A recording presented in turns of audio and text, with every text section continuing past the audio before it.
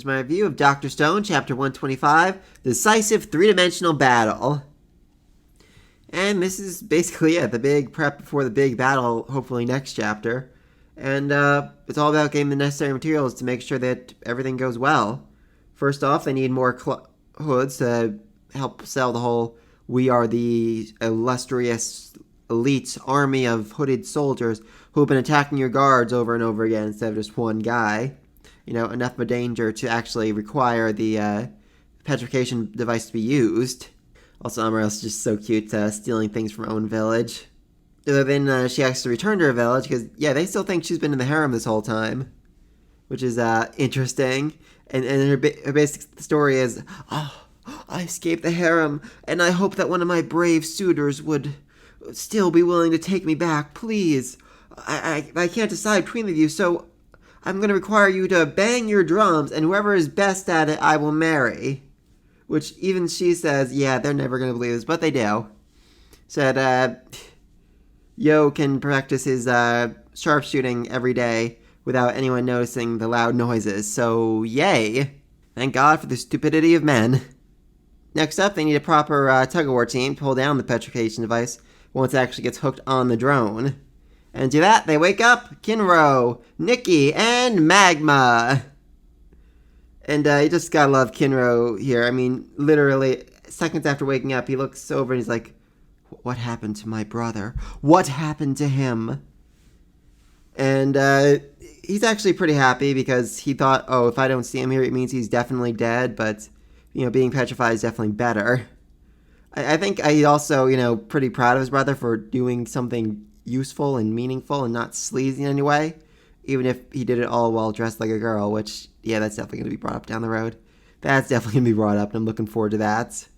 And when Orr saves his brother, he agrees to be the leader of the hooded team, the best spear fighters, so that they, you know, seem more realistic, even though it puts him in huge danger, you know, anything to save his brother.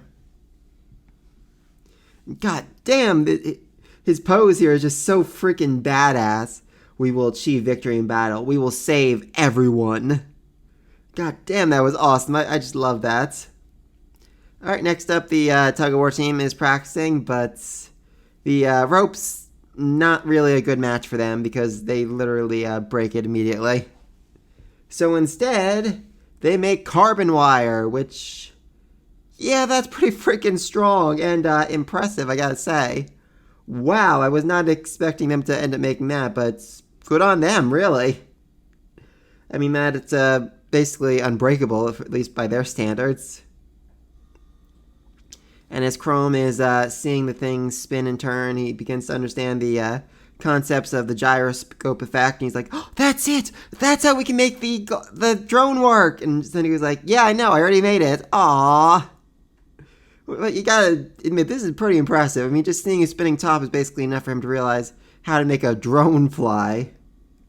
I mean, seriously, if it wasn't for Senku, I think Chrome could have done some pretty impressive inventing on his own throughout his lifetime. But there's only the first upgrade to the drone. The second are 4 coil-based variable resistor potentiometers things. Yes, those things. Which essentially control how much voltage goes to each of the propellers in the drone. But it's not easy, you know, actually using this. You require someone who's used to piloting, who can read wind patterns in the fly. I mean, really, who could do such a thing? Oh, right. The champion-level sailor who was easily able to navigate a hot air balloon on his first try. That guy. And in just minutes, he's able to get the whole thing working because apparently, as a child, his parents paid for tutors to turn him into a pro gamer. Oh, good freaking God. I mean, I know that's a thing now, but still, that's...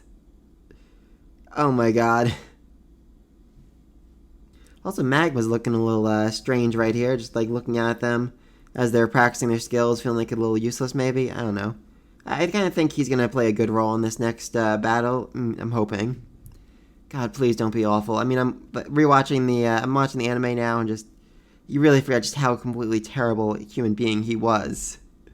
So a little more redemption him would feel good right about now. And then, as the sun rises, the battle begins. The Black Hoods, led by their silver-speared leader, march forward to go confront Mozu and Kurosami, and which will hopefully scare them enough they use the petrification beam, which will hopefully they'll be able to catch, which they can hopefully then pull down without getting, killed. So yeah, definitely an interesting chapter. It's definitely a preparing chapter. They're all like getting everything they need ready for the next one, the next big battle where everything goes down. And I can guarantee you it won't go as smoothly as they think. For one thing, I'm fairly certain Kirasami will not have petrification device. I just have a feeling old Manny Bar is going to be like, ho ho, I saw this coming and therefore I took it before you could use it. Ho ho ho. Definitely think Magma's going to end up doing something crazy. I'm not sure what yet. Maybe he'll take the gun from Yo and use it himself. That'd be interesting. Seriously, they have a freaking gun. Like, how can things not go bad when they have a freaking gun? Also, they don't have any... I just wonder if they packed any dynamite with them, because I feel like that'd be very useful, but maybe they were afraid of it causing too much damage to the boat and, blowing it up. They definitely still had some left after everything that happened back when. But yeah. So, it's going to be a crazy chapter next week, and I'm very excited for it, but let me know what you think in the comment section down below.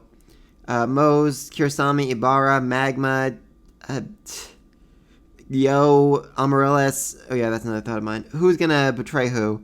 Who's going to come out on top of all this? I still have some kind of suspicion that Amaryllis is going to come back alive. Come back and be, ha! I am now the master of the harem. Or something crazy like that. She is that, manipulative and vindictive to definitely do something along those lines. Then we still have the whole Soyuz is the long-lost son of the previous chief. That's going to be interesting.